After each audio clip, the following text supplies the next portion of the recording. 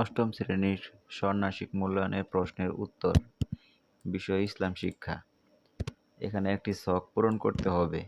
ছকের মধ্যে বলা আছে প্রথম বন্ধু যা খুঁজে পেল এবং দ্বিতীয় বন্ধু যা খুঁজে পেল তা একটি নির্দিষ্ট তালিকা করে ছকে উপস্থাপন করতে হবে।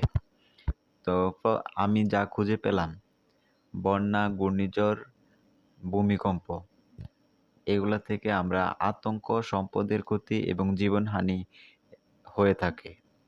তারপর আল্লাহর উপর পূর্ণ আস্থা, নিয়মিত নামাজ, দোয়া ও সাহায্য করা, এগুলো আমি খুঁজে পেলাম। এখন আমার বন্ধু যা খুঁজে পেল, বন্যা, ভূমিধ্বস, গৃহহীনতা, খাবার ও পানির অভাবের অসুস্থতা, কোরআন তেলাওয়াত, দোয়া, পরিবার ও প্রতিবেশীকে সাহায্য করা।